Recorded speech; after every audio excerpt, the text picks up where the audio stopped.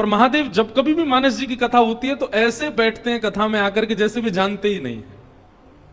और ये बात आप बिल्कुल सत्य मानिएगा, जब तक आप इस भाव से कथा में नहीं बैठेंगे आपको नवीनता का अनुभव हो ही नहीं सकता।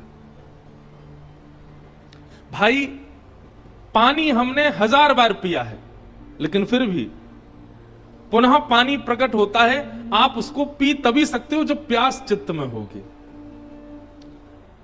जन्म से लेके आज तक हमने लाखों बार पानी पिया है। हमारे सामने पानी रख दो, नहीं पिएंगे। लेकिन कब पानी का महत्व होगा, कब उसके प्रति उत्सुकता बढ़ेगी, कब उसको पानी की इच्छा प्रकट होगी? जब प्यास चित्त में हो। महादेव को देखेंगे आप, कैसे देवता हैं? भीगे देव, 24 घंटा भीगे ही रहते हैं। और ये भीगे देव होने का तात्पर्य, वे सदा जल में निमग्न रहते हैं। उससे हम आप सबको यह बात दर्शा रहे हैं, बता रहे हैं कि वे अभी भी प्यासे ही हैं। जल तो केवल भौतिक रूप में हमको दिख रहा है, पर महादेव वास्तव में प्यासे तो मानस जी के हैं, ठाकुर जी के चरित्र सुनने के। अरे कहां तक कहें, इतने प्यासे हैं महादेव भगवत लीला सुनने के कि अपने 11 रुद्रों में अंतिम रुद्र के रूप में स्वयं हनुमान जी बनकर के, कपीश्वर बनकर के प्रकट हो गए। क्षमा कीजिएगा, हम व्यास मंच से एक बात कहें। हनुमान जी महाराज दुष्टों का दलन करने के लिए प्रकट हुए नहीं। श्री हनुमान जी महाराज अपने प्रताप को प्रतिष्ठित करने के लिए प्रकट हुए नहीं। श्री हनुमान जी महाराज अपने पराक्रम से संसार के लोगों के पीड़ा, विपत्ति, आपत्ति, कष्टों को दूर करने के लिए प्रकट हुए नहीं। ये जितने भी कारण हम हनुमान जी के लिए देख रहे हैं, ये सब हमको बहकाने के कारण हैं।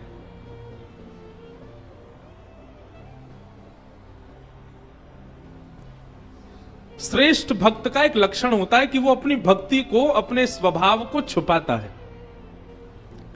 हनुमान जी महाराज ने विकट रूप धारण करके, गदा हाथ में लेकर के, बानर के रूप में आकर के और अपने दुनिया भर के गोस्वामी जी से लिखवा करके प्रसंगों को हम आप सबके मन में ये बात प्रतिष्ठित करवा दी हनुमान जी ने कि वे केवल दुख दलन करने वाले हैं, वे केवल कष्टों को निवारण करने वाले हैं। भूत पिशाच निकट नहीं आवे, महावीर जब नाम सुनावे। ये सब हमको बतला करके हनुमान जी ने अपने मूल रूप को छुपाया है। हनुमान जी का मूल रूप ये सब नहीं है। हनुमान जी का मूल रूप तो प्रभु चरित्र सुनवे को रसिया, राम लखन सीता मन बसिया। ये मूल रूप है हनुमान जी का। लेकिन कहीं मेरी भक्ति को, मेरे प्रेम को नजर ना लग जाए, इसलिए भूत पिशाच निकट नहीं आवे, महावीर जब नाम सुनावे और आदि आदि भावों से ऐसा प्रतिष्ठित कर दिया कि अनंत बलवंत श्री हनुमान जी महाराज केवल बल के प्रतिनिधि हैं। नहीं,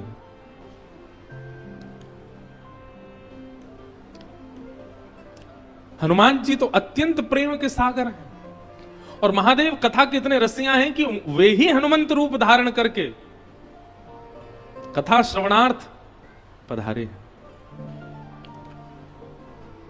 तो भीगे देव, अगर कोई कहे तो कौन है भीगे देव? महादेव 24 घंटा भीगे ही रहते हैं। भीगे रहने का मतलब तात्पर्य क्या है? वे प्यासे हैं। किसके प्यासे हैं? रामचरित्र के प्यासे हैं, कृष्ण लीला के प्यासे हैं। हमारे ब्रजमंडल में कितने रूप हैं महादेव के। नंदगांव चले जाओ तो नंदीश्वर, गोवर्धन चले जाओ तो आशीश्वर, चकलेश्वर, मथुरा चले जाओ तो भूतेश्वर, और वृंदावन के तो सबको जानते ही हैं। वृंदावन में कौन है? गोपेश्वर। महाराज नंदगांव में तो श्री महादेव ऐसे बैठे हैं। कहां बैठे हैं पता है? यशोदा मैया लाला को जब नवावे, रसोई घर में गुसल खाने में ले जा करके जब लाला को नवाए वे, तो जहां से श्री लाल जी के तन पर पड़ने वाला जल जिस नाली से बाहर आता, महादेव वहीं बैठे हैं। ठाकुर जी का अभिषेक युक्त जल ही मोरी में है के महादेव के ऊपर आता, वहीं बैठे हैं श्री नंदेश्वर महादेव। वहां बैठ करके श्री ठाकुर जी के चरणामृत से ही पूरे दिन अभिषेक अपना कराते रहते हैं। ऐसे श्री महादेव रामचरित्र, कृष्ण चरित्र, रामलीला, कृष्ण लीला सुनने के अनन्य रसिया। तो हमने तो एक संकल्प धारण किया है मन में कि पाठक परिवार कथा कराए तो ही हम राम कथा सुनावेंगे। यह भी एक प्रकार से महादेव यूं कहेंगे कि भाई ये तो गलत है, पर अब हमने ये भी भाव रखा है कि हम अपने प्रयास से भी करेंगे कि हम महादेव जहां जहां विराजने उनको श्री रामचरित्र सुनाने के लिए जाया करेंगे। और भागवत हम पूरी दुनिया को सुनाएंगे, पर राम कथा केवल महादेव को सुनाएंगे। अगर कल को कोई हमसे कहे भी कि हमें राम कथा सुननी है तो हम कहेंगे ज्योतिर्लिंग में चलो, वहीं सुनाएंगे। राम कथा अब और कहीं हमको ऐसा लगता है कि हमको कहने में हम असमर्थ हो जाएंगे, पर वैसे तो अभी भी असमर्थ ही हैं। पर महादेव, ऐसा हमको बार बार कल से ही प्रतीत हो रहा है कि हम किसी को नहीं सुना रहे हैं, महादेव ही सुन रहे हैं। जिस प्रकार का कथाओं का व्यवस्था होती है, उस व्यवस्था से ही हमारी कथा निकलती है। कई बार यहाँ कई चीजों में अब कूलरों की इतनी आवाज है कि हमको अपनी आवाज ही कम आ रही है, संगीत के स्वर ही बहुत कम सुनाई दे रहे हैं, पर ये मन में भाव आ ही नहीं रहा है कि आपको सुनाना है। मन में यही भाव है कि नहीं, महादेव सुन रहे हैं बैठ के, तो उनको श्रवण करानी है। तो उस भाव से प्रकट हो रही है चर्चा। तो आज से बालकांड का प्रारंभ हम कर रहे हैं। सब जानते हैं अत्यंत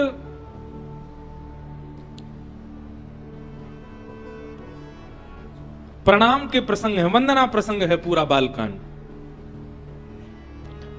गोस्वामी तुलसीदास जी महाराज वंदना कर रहे हैं, और सबसे पहले वंदन किसको कर रहे हैं?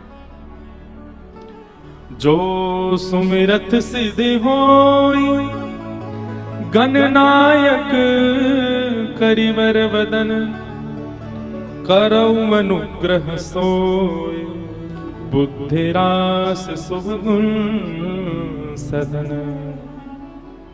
और ध्यान से सुनिएगा। सबसे पहले किसको वंदन कर रहे हैं? श्री गणेश जी को। गाइए गणपति जगवंदन, गाइए विनय पत्रिका में, गाइए गणपति जगवंदन, गाइए गणपति जगवंदन। ये एक प्रकार से बहुत सावधानी से सुनिएगा, हम राम कथा गाने में थोड़े पर्सनल हो रहे हैं।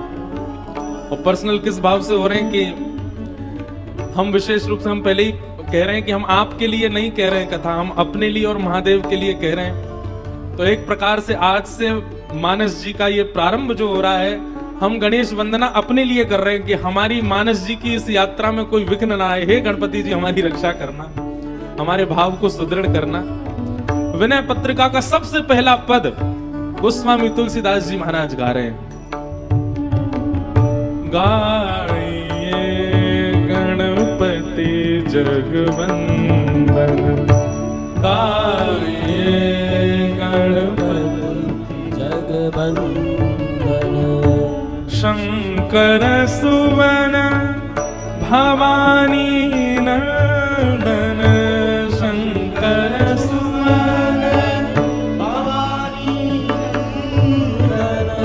शंकर सुवन भवानी नंदन, शंकर सुवन भवानी नंदन, गाइए गणपति जगवंदन, गाइए गणपति जगवंदन।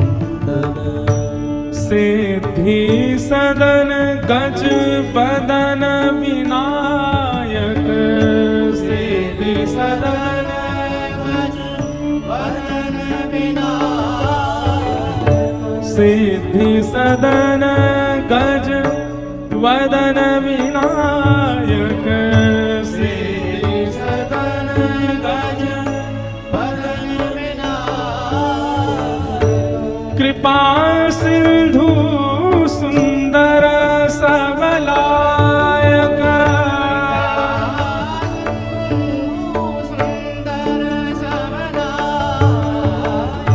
कृपा सिंधु सुंदर सबलायक,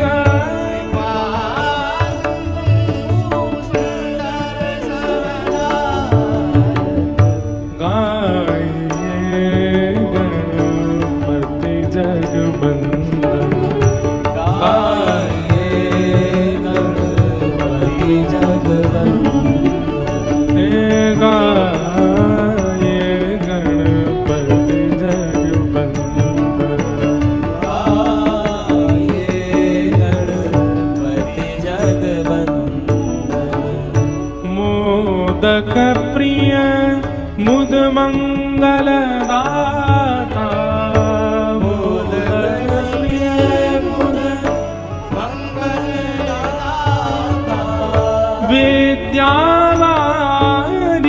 बुद्धि विधाता,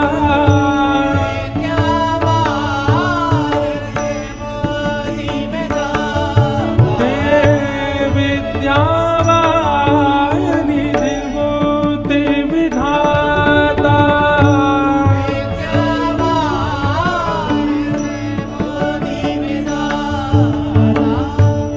मांगत तुलसी दास कर जोरे, मांगत तुलसी दास कर जोरे, मांगत तुलसी।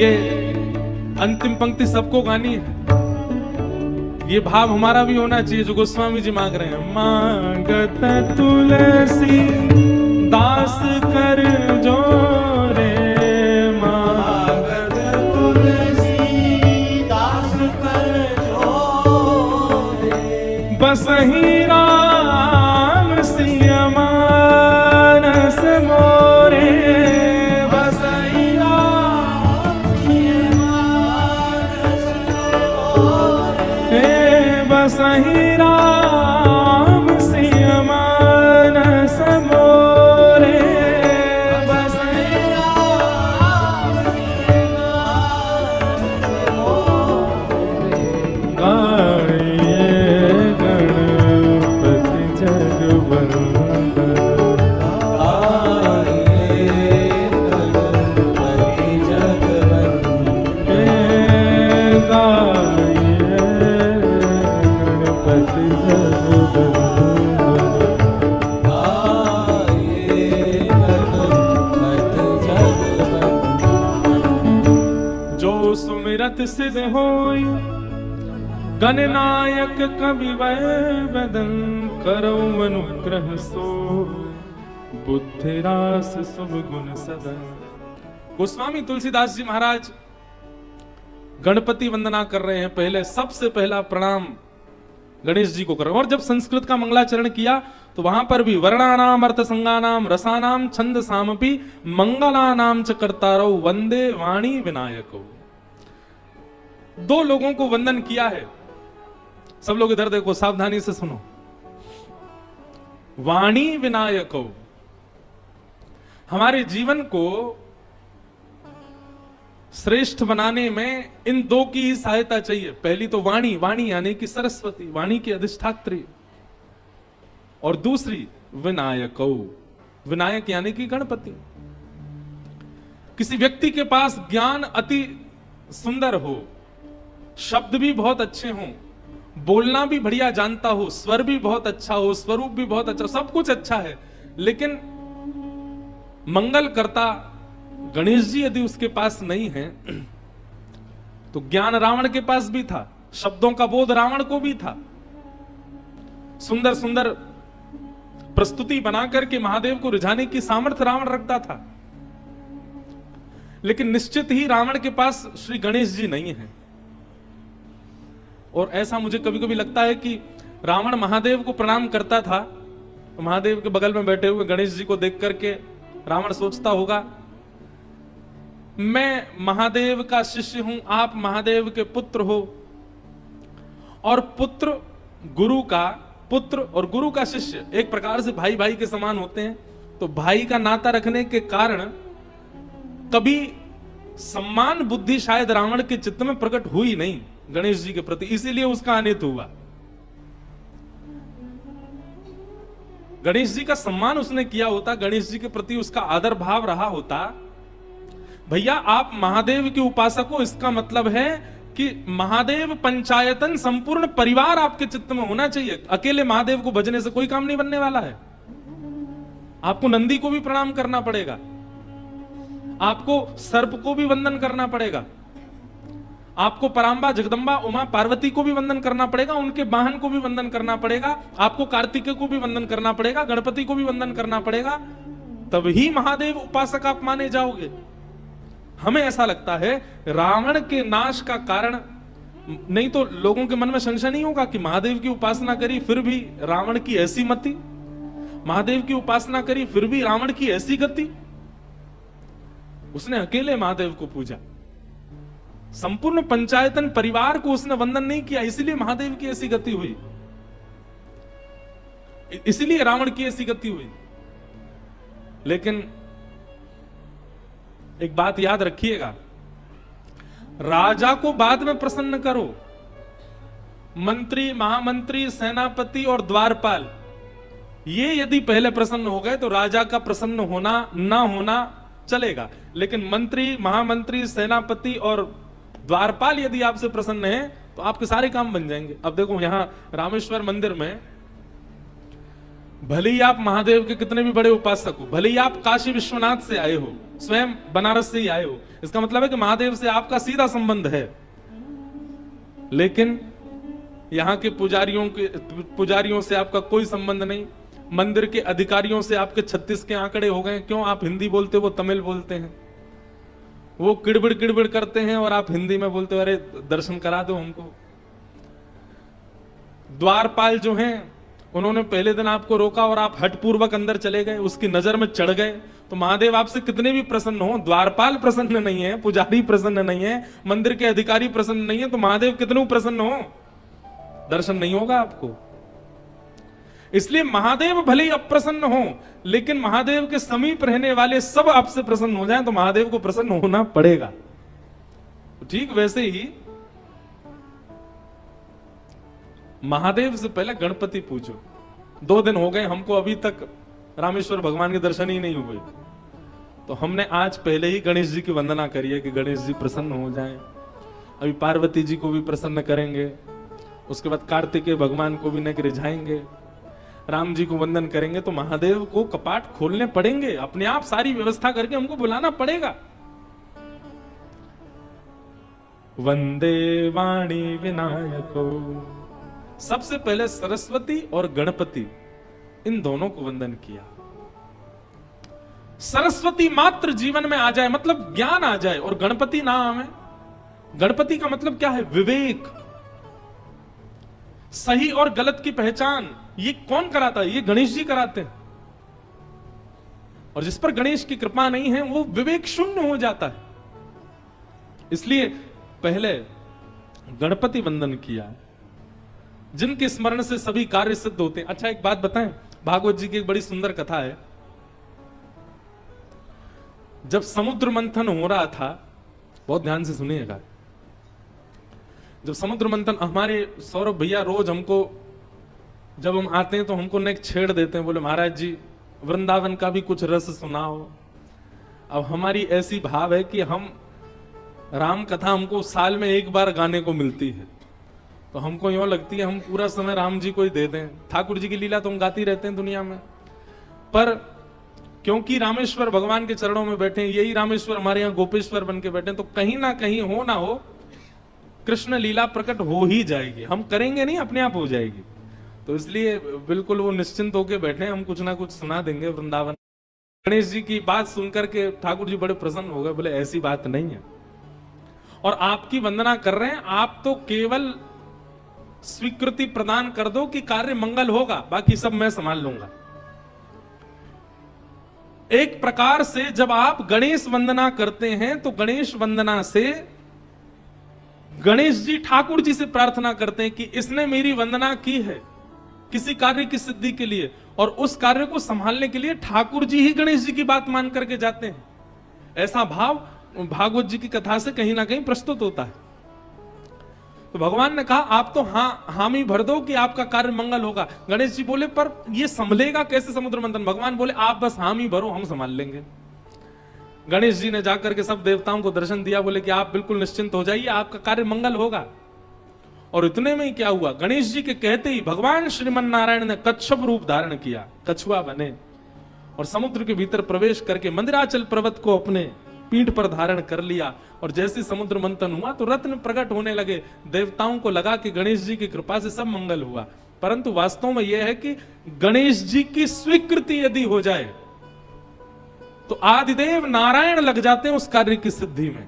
इसलिए गणेश वंदना अति आवश्यक है, क्योंकि श्री गणेश जी ठाकुर जी को बड़े प्रिय हैं। यदि वो किसी कार्य से प्रसन्न है तो वो कार्य सफल होगा ही होगा, क्योंकि स्वयं ठाकुर जी फिर उस कार्य को संभालने के लिए जाते। तो गोस्वामी जी ने गणेश वंदना की। आज वंदना प्रसंगी है, कितनी वंदना कर रहे हैं देखो। गोस्वामी जी के इन भावों को प्रणाम करने का मन होता है। गणेश जी की वंदना के बाद किसको वंदन कर रहे हैं? मूक होई वाचाल पंगु चढ़ई गिरिवर गहन, जासु कृपा सो दयाल द्रवौ सकल कलिमल दहन। एक श्लोक है ना, मूकम करोति वाचालम पंगुं लंघयते गिरिम यत् कृपा तमहम वंदे परमानंद माधवम। जिनकी कृपा से गूंगा बोलने लग जाता है, जिनकी कृपा से लंगड़ा पर्वत लांग जाता है, जिनकी कृपा से बिना नेत्र वाला भी देख लेता है, ऐसे परब्रह्म भगवान को मैं वंदन करता हूं। ठाकुर जी यदि चाह जाएं, ठाकुर जी यदि चाह लें तो न नेत्र वाला भी सृष्टि को देख सकता है, और ठाकुर जी यदि नहीं चाहें तो सर्वगुण संपन्न होने के बाद भी व्यक्ति देख नहीं पाएगा, सन्मुख होने के बाद भी नहीं देख पाएगा। हम कोई मनगढ़ंत बात कहें तो आपका अविश्वास होना स्वाभाविक है, परंतु हम बिल्कुल सत्य घटना बता रहे हैं। हमारे पूज्य नाना जी पंडित श्री कृष्णलाल शास्त्री जी, उन्होंने एक बार एक बात हमको सुनाई थी, अभी अचानक याद आई। हमारे नाना जी जब अपने समय में थे, युवावस्था में थे, तो आपने गांव के किसी व्यक्ति से कुछ कर्जा लिया, धन लिया। धीमे धीमे वो कर्जा चुका भी दिया, परंतु जिस व्यक्ति से कर्जा लिया उसके चित्त में लोभ आ गया। उसके मन में आया कि कोई लिखा पढ़ी तो है नहीं, कहीं लिखा तो है नहीं कि इन्होंने इतना मांगा, इन्होंने इतना वापस कर दिया, इनसे और मांग लिए जाएं। उस व्यक्ति ने पूरे नगर में ऐसा हल्ला कर दिया कि इन्होंने अभी तक मेरा पैसा वापस लौटाया नहीं है, और मैं हठपूर्वक, मैं जबरदस्ती, मैं कैसे भी करके इस तिथि तक इन्होंने पैसा नहीं दिया तो मैं इनसे हठपूर्वक ले लूंगा। नाना जी सबको बोले भैया मैंने दे दिया है, वो बात हमसे गलती हो गई, हमने कहीं लिखा पढ़ी नहीं करी है। नाना जी के द्वारा सुनाई गई घटना बता रहे हैं आपको। उस व्यक्ति ने खुले बाजार में नाना जी को कहा कि कल अगर तुमने हमको पैसा नहीं दिया तो हम पुलिस लेके आएंगे और तुमको गिरफ्तार करवा देंगे। हमारे घर में, नाना जी के घर में सब लोग बड़े विचलित हो गए, बोले अब क्या करें, ये तो कल आ जाएगा, और हटीला व्यक्ति है, आ ही जाएगा।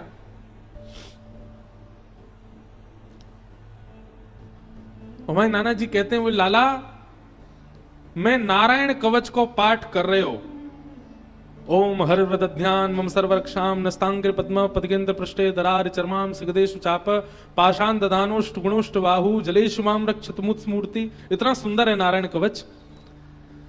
बोले मैं नारायण कवच को पाठ कर रहे हो, और वही समय वो कछु सिपाहियन को लेकर के, कछु हवलदारन को लेकर के घर में आयो, और मैं बीच आंगन में बैठ के संध्या वंदन, गायत्री उपासना और नारायण कवच कर रहा था। मैंने कि फिर? नाना जी कह रहे वास्तव में घर के सब लोग तो मैंने खेत पे भेज दिए। मैंने कि कोई दिक्कत होएगी, आप सब चले जाओ, मैं अकेलो घर पे बैठा हो अपनी संध्या वंदन कर रहे हो। वो लाला मैं सांची बता रहा हूं, पूरे घर में घूमते रहे सबरे सिपाही और वो व्यक्ति, वाके सामने बैठा हूं मैं, फिर भी मुंह को देख नहीं पा रहे हो है।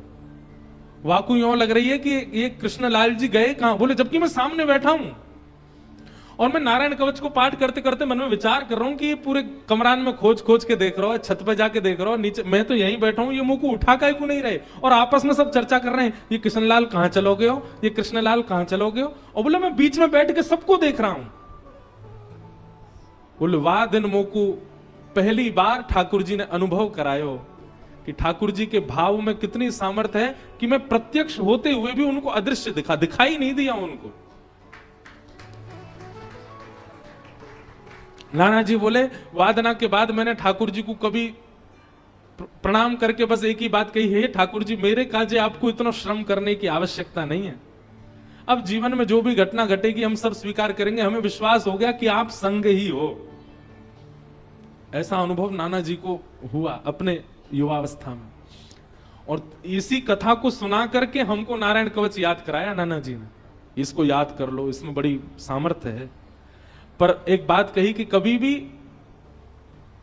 दुराग्रह मत करना ठाकुर जी से, कि जबरदस्ती कोई छोटे मोटे काम नहीं बन रहे और तुम नारायण कवच का पाठ करके ठाकुर जी से कहो कि हमारा ये काम बनाओ, ऐसा कभी मत करना। तो ठाकुर जी अगर चाह जाएं तो सब संभव है।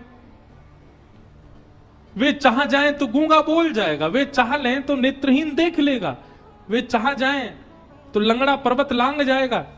हमारे पास दो दो नेत्र हैं, फिर भी हम ठाकुर जी के उस रूप का अनुभव नहीं कर पाते जिस रूप का अनुभव श्री सूरदास जी महाराज करते हैं। उनके तो नेत्र नहीं है, फिर भी उस रूप का अनुभव वे कर लेते हैं। आहा। अरे कहां तक कहें, प्रत्यक्ष रूप देखते हैं सूरदास जी, ऐसा नहीं है। कलिकाल में होते हुए भी श्री सूरदास जी महाराज द्वापर की लीलाओं का दर्शन कर लेते हैं, और उन लीलाओं का दर्शन करते हैं जिन लीलाओं को किसी ने लिखा नहीं है।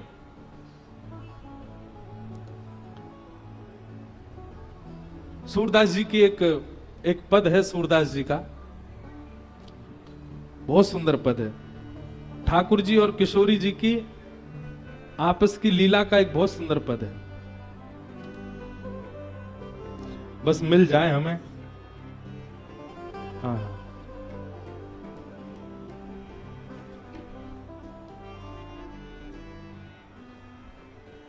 कोई और राग लो।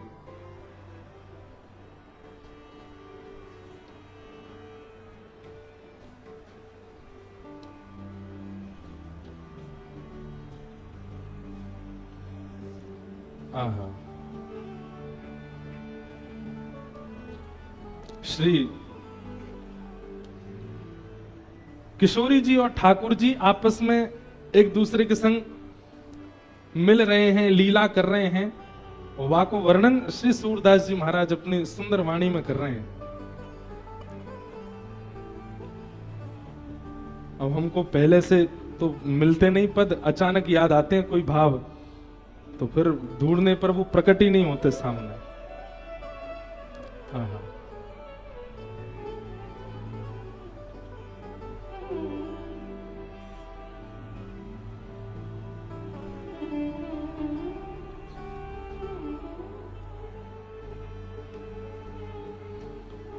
उस पद में ऐसा भाव है कि श्री ठाकुर जी और किशोरी जी यमुना तट पर ऐसी लीला कर रहे हैं। उस लीला का वर्णन किसी ने नहीं किया, पर सूरदास जी को वो लीला दिख रही है। यहां जो गोस्वामी जी कह रहे हैं, मुंह को होए बाचाल पंगु चढ़े गिरिवर गहन, जासु कृपा सो दयाल, जिनकी कृपा से ये सब होता है, वो कृपा का प्रत्यक्ष दर्शन करने को मिलता है। कहां? श्री सूरदास जी के लिए। हाँ,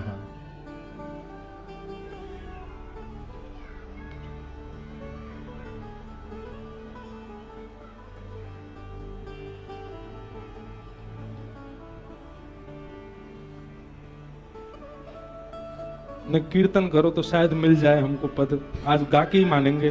श्री राम जय राम जय जय राम, श्री राम जय राम जय राम, श्री राम जय राम जय जय राम, श्री राम जय राम जय जय राम, श्री राम जय राम जय जय राम, श्री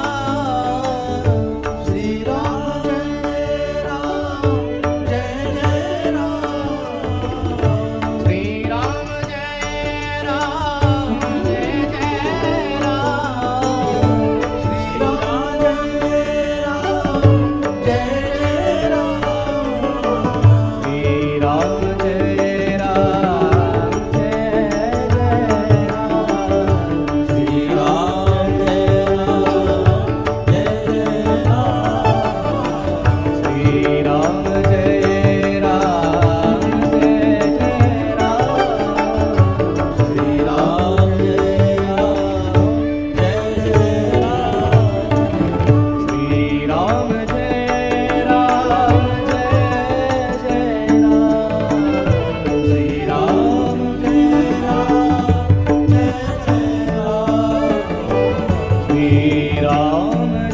राम जय जय राम, श्री राम जय राम जय जय राम, श्री राम जय राम जय जय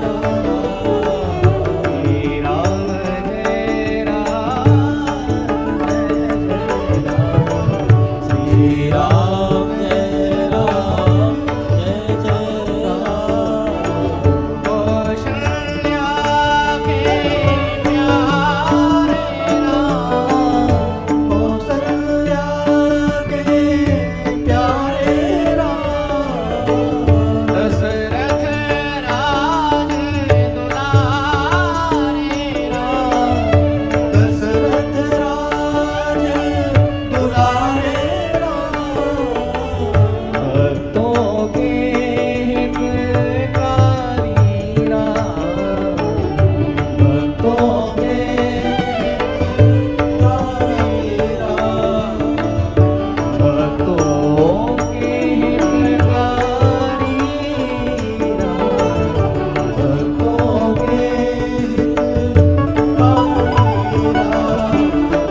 श्री राम जय राम जय जय राम, श्री राम जय राम जय जय राम, श्री राम जय राम जय जय राम, श्री राम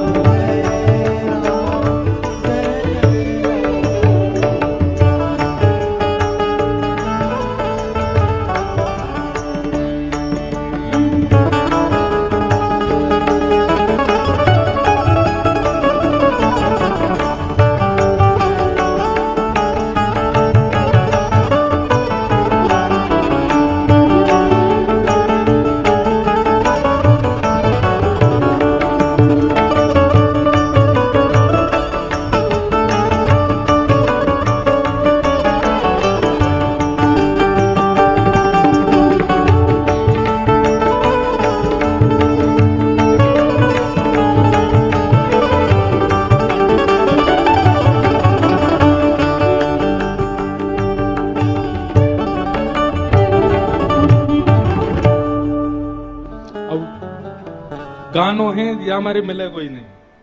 मानो किशोरी जी और ठाकुर जी सघन कुंज में विहार कर रहे हैं, तो अभी प्रकट और जैसे ही हम कथा करके जाएंगे सोई एक पन्ना खोलते दिख जाएगा पद, लेकिन अब प्रकट होना होता है तो मिल जाते हैं तुरंत, नहीं होना होता तो फिर ऐसी लीला ठाकुर जी करते हैं। तो कहना क्या चाहते हैं, जासु कृपा सु दयाल, आप अपना बल मत मानिए कि आप कुछ देख सकते हैं, आप कुछ गा सकते हैं, सब उन्हीं की कृपा है। मानो गोस्वामी जी यहां इस बात को प्रस्तुत कर रहे हैं कि मैं जो कुछ भी लिख रहा हूं ये मेरी क्षमता नहीं है, श्री ठाकुर जी के अनुग्रह से ही मैं कर पा रहा हूं। नील सरोरुह श्याम तरुण अरुण बारिज नयन, करो सुमम उर्धाम सदा शीर सागर शयन। शीर सागर में शयन करने वाले चतुर्भुज रूपधारी श्रीमन नारायण भगवान को यहां पर प्रणाम करते हैं। प्रणाम वंदन करते हुए उनकी वंदना करते हैं। श्रीमन नारायण को वंदन किया गया और ठीक श्रीमन नारायण को वंदन करने के बाद किनको वंदन करते हैं? कुंद इंदु समदेह उमा रमन करुणायन, जाहि दीन परनेह करहु कृपा मर्दनमयन। नारायण और शिव, सब लोग बहुत ध्यान से सुनिएगा, इन दोनों को साथ साथ वंदन किया श्री गोस्वामी तुलसीदास जी महाराज ने। एक प्रकार से अगर हम कह दें तो इस बात में कोई अतिशयोक्ति नहीं कि श्री नारायण और शिव इन दोनों के ही अंश जब एक भूत हुए तब श्री राम अवतार हुआ। अगर राम जी को आप गंभीरता से देखेंगे तो नारायण अंश और शिव अंश दोनों का दर्शन आपको राम जी में हो जाएगा। एक कथा आती है कि एक बार श्रीमन नारायण भगवान अपने वैकुंठ क्षेत्र में शेष नाग पर पौड़े नेत्र बंद करके चिंतन कर रहे थे और तभी चिंतन करते करते उनको दर्शन कैसा हुआ? आहा, जटाजूट पर सुंदर रुद्राक्ष लपेटे हुए बाल चंद्रमा विराजमान हैं, गंगा जी प्रवाहित हो रही हैं, त्रिनेत्र हैं, त्रिपुंड लगाया हुआ है, जटाएं बिखरी हुई हैं, नीलकंठ है, गौर वर्ण है। एक बात याद रखिएगा, महादेव का स्वरूप कैसा है? गौर वर्ण के हैं श्री महादेव। और एक जगह नहीं, अनेक जगह इसका प्रमाण दिया गया। कर्पूर गौरम करुणावतारम, सामान्य गोरे भी नहीं है, कर्पूर गौरम, कपूर जैसे गोरे हैं। और यहां पे देखो, यहां पे क्या लिखे? कुंद इंदु समदेह, बिल्कुल श्वेत पुष्प के भांति महादेव का स्वरूप है। ध्याये नित्यम महेशम रजत गिरिनिभम, रजत किसको कहते हैं? चांदी को। चांदी के पर्वत के समान चमकते हैं श्री महादेव। यानी कि महादेव का स्वरूप कैसा है? गोरे हैं महादेव। श्याम वर्ण, नील वर्ण, कहीं होगा उसका वर्णन आदि आदि हो तो हो, पर अगर एक बात आपकी स्थिति बताता है, अगर आप बहुत भजन करते हैं, बहुत कथा सुनते हैं, सत्संग करते हैं, तो आपका भजन, आपकी कथा, आपका सत्संग ये कितना फल रहा है ये आपके स्वप्न की स्थिति से पता चलेगा। किस प्रकार के स्वप्न आपको आते हैं? स्वप्न में यदि भूत दिख रहे हैं, प्रेत दिख रहे हैं, स्वप्न में यदि आपको सर्प दिख रहे हैं, सर्प में मरे हुए लोग दिख रहे हैं, स्वप्न में बिना सर वाले लोग दिख रहे हैं, तो इसका मतलब क्या है?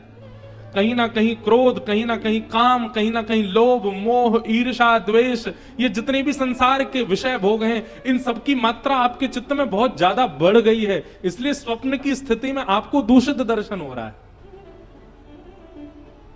आपका भजन बढ़ेगा, आपका सत्संग बढ़ेगा, तो आपको स्वप्न में या तो नाम सुनाई देगा, लीला दिखाई देगी, धाम का दर्शन होगा।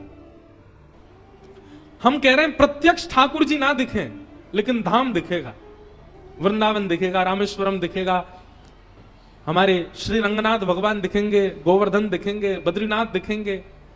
प्रत्यक्ष ठाकुर जी ना दिखें, धाम दिख रहा है, इसका मतलब आपका भजन, आपका सत्संग फल रहा है।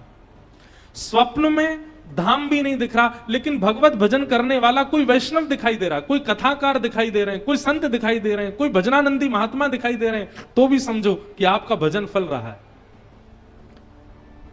शुभ आयुध दिखाई दे रहे हैं, ठाकुर जी का त्रिशूल दिखाई दे रहा, महादेव का, भगवान की श्रृंगी दिखाई दे रही है, बाल कृष्ण प्रभु की वंशी दिखाई दे रही है, ये आयुध दिखाई दे रहे हैं, या भगवान के शुभ चिन्ह दिखाई दे रहे हैं, तो भी आपका भजन फल रहा है।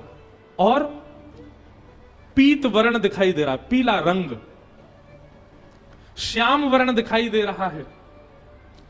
इन वर्णों से भी शुभ संकेत पता किया जा सकता है कि आप ठाकुर जी के भजन में रत हो चुके हो।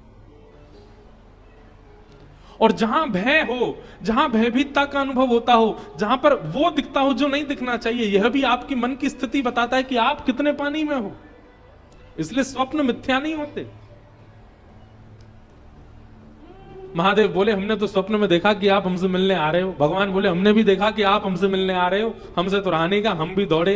महादेव बोले हमसे भी नहीं रहा, हम भी दौड़े। दोनों ने परस्पर आपस में चर्चा की। महादेव और नारायण इतना प्रेम करते हैं एक दूसरे से। तुरंत भगवान ने हाथ पकड़ा और कहा चलो थोड़ी देर मानसरोवर में क्रीड़ा करते हैं। और ठाकुर जी और महादेव दोनों मानसरोवर में गए और मानसरोवर में थोड़ी देर तैरने लगे, थोड़ी देर जल उछालने लगे, कभी कोई क्रीड़ा करें, जल क्रीड़ा दोनों करने लगे। वर्णन करते हैं कि जल क्रीड़ा करते करते करते करते करते हजारों लाखों वर्ष बीत गए। ना भूख लगी, ना प्यास लगी, ना निद्रा आई, और दोनों पृथ्वी के संचालन करता एक दूसरे के साथ क्रीड़ा में लगे। ब्रह्मा जी ये लीला देख करके बोलने लगे हो गया काम। पृथ्वी का पालन संहार उत्पन्न करने वाले दोनों क्रीड़ा में व्यस्त हो गए। अब इस सृष्टि का कल्याण कैसे होगा? अच्छा, दोनों इतने तत्पर होकर के क्रीड़ा कर रहे थे कि कोई बीच में उनको रोकने जाए भी तो पहले घबरा जाए। बोले कहीं इन्होंने अगर गुस्सा में हमको देख लिया तो हमारा तो होगा, वो गोविंदाय नमो नमः हो जाएगा। तो महादेव ब्रह्मा जी इंद्र से कहें तुम जाओ। इंद्र कहें बोले मैं क्यों जाऊं? वरुण देव को भेज दो। वरुण देव कहें मैं क्यों जाऊं? पवन देव को भेज दो। पवन बोले मैं क्यों जाऊं? सबको अपना जीवन प्यारा। बोले इन दोनों के कार्य में विक्षेप डालने का मतलब है कि अपने जीवन से हाथ धोना। ब्रह्मा जी बोले वो सब तो ठीक है, लेकिन इन दोनों को रोका नहीं गया तो सृष्टि का पालन कैसे होगा?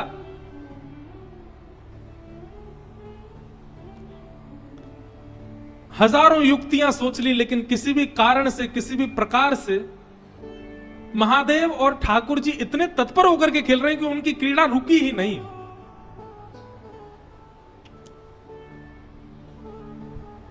तभी ब्रह्मा जी ने आवाहन किया किनका? कपीश्वर हनुमान जी का। अनंत बलवंत श्री हनुमान जी महाराज का स्मरण किया। बोले आप ही कुछ करो, आप में बुद्धि विवेक दोनों विद्यमान है, आप ही बताओ ये कैसे रुकेंगे दोनों? इन दोनों का रुकना आवश्यक है। हनुमान जी महाराज ने जब दोनों की तत्परता को देखा तो ब्रह्मा जी से बोले खेलने दो ना, इतने आनंद में तो लग रहे हैं। बोले वो तो ठीक है, एक आध 2-4 दिन खेलें, ठीक है, लाख साल हो गए, लाखों वर्ष बीत गए, इनका खेल ही पूरा नहीं हो रहा है। अब तो इनका खेल यहीं विश्राम होना चाहिए। हनुमान जी महाराज बोले इन दोनों को एक ही कारण से रोका जा सकता है। क्या? ऐसा कुछ किया जाए जो इन दोनों को ही अति प्रिय है। बहुत ध्यान से सुनिएगा। हनुमान जी महाराज बोले महादेव को अति प्रिय है राम नाम। यदि कोई एक बार राम कहता है तो कहते हैं कि महादेव अपनी पदवी छोड़ करके दौड़ करके जाते हैं, और जब तक मुख से मां निकलता है तब तक महादेव सामने आकर के सुन लेते हैं। इतना प्रिय है राम नाम। और उतना ही प्रिय राम नाम भगवान नारायण को भी है। नारायण को भी राम नाम बहुत प्रिय है। सब देवता हनुमान जी के सामने बैठ करके बोले शंकर जी को राम नाम प्रिय है, ये सुनकर के तो हमको ज्यादा आश्चर्य नहीं हुआ, ये तो बात सिद्ध ही है। पर नारायण भगवान तो स्वयं राम ही है, उनको राम नाम प्रिय क्यों है? नारायण भगवान को राम नाम प्रिय क्यों है? को प्राप्त किया, इसी नाम के आश्रय से ध्रुव ने इनको प्राप्त किया, इसी नाम के आश्रय से गोस्वामी तुलसीदास जी इनको प्राप्त करेंगे। भगवान कहते हैं कि बिना नाम आश्रय के भक्त मेरे समीप नहीं आ सकते। इसलिए भगवान को अपना नाम ही बहुत प्रिय है। क्यों? ये नाम ही सबको समेट समेट करके मेरे पास लेके आता है। इसलिए ठाकुर जी को अपना ही नाम बहुत प्रिय है। एक व्यक्ति ने मुझसे प्रश्न किया, बोले महाराज जी दुनिया के लोग राम जी के सामने ही जाके चिल्लाते हैं जय जय श्री राम, राम जी को अच्छा लगता होगा? उन्हीं का नाम उन्हीं के सामने जाकर के चिल्लाने से राम जी को प्रिय लगता होगा? कि मेरे चरणों का आश्रय प्रदान किया, इसलिए मुझे मेरा ही नाम बहुत प्रिय है। हनुमान जी महाराज बोले राम महादेव को भी प्रिय है और राम नारायण को भी प्रिय है। और तुरंत हनुमान जी महाराज ने अपने हाथ में करताल धारण करी और करताल धारण करके श्री हनुमान जी महाराज ऊर्ध्वबाहु होकर के मानसरोवर पर राम नाम संकीर्तन करने लगे। श्री राम जय राम जय जय राम, श्री राम जय जय राम, श्री राम जय जय राम, श्री राम जय जय राम, श्री राम जय जय राम, श्री राम जय जय राम, श्री राम जय जय राम, श्री राम जय जय राम। इस प्रकृति ब्रह्मांड में सबको प्रिय लगने वाला यदि नाम कोई है तो वो है राम नाम। ये नारायण को भी प्रिय है, ये महादेव को भी प्रिय है, ये सनकादिकों को भी प्रिय है, ये हनुमान जी को भी प्रिय है, जगदम्बा पराम्बा श्री सीता जी को भी प्रिय है, श्री लक्ष्मण जी को प्रिय है, भरत जी को प्रिय है। अरे भैया और कहां तक कहूं, ये राम नाम हमारे वृंदावन बिहारी लाल को भी प्रिय है और श्री किशोरी जी को भी प्रिय है, अति प्रिय है राम नाम।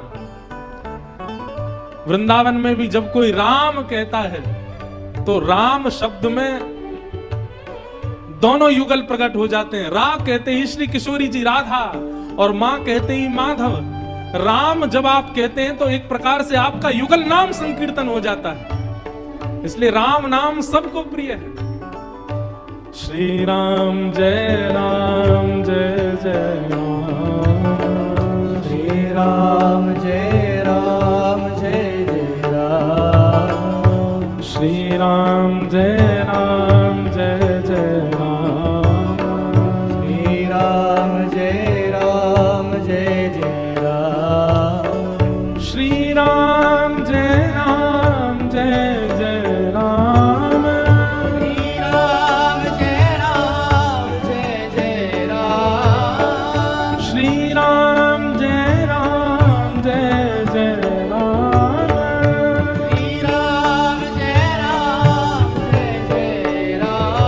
श्री राम जय जय राम, श्री राम जय राम,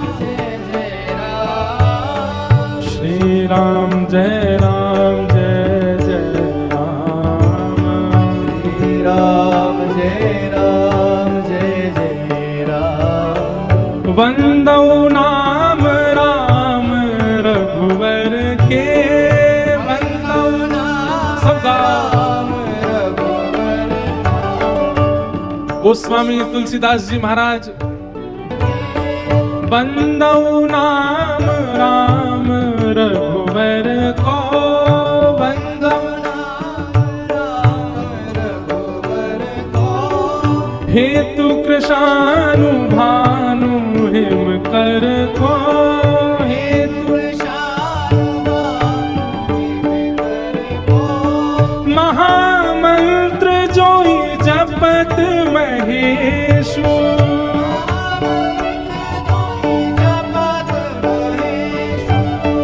महामंत्र जोई जपत महेशु,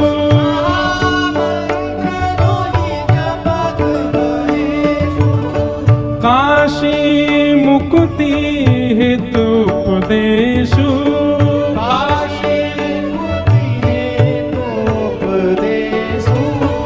जानी आदि कवि नाम प्रताप,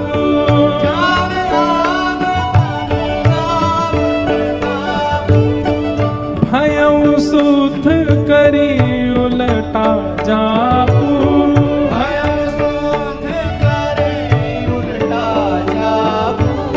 सहस नाम सम सुन शिववाणी, सहस नाम सम सुन शिवानी, जप जय पिय संग भवानी, जप जय पिय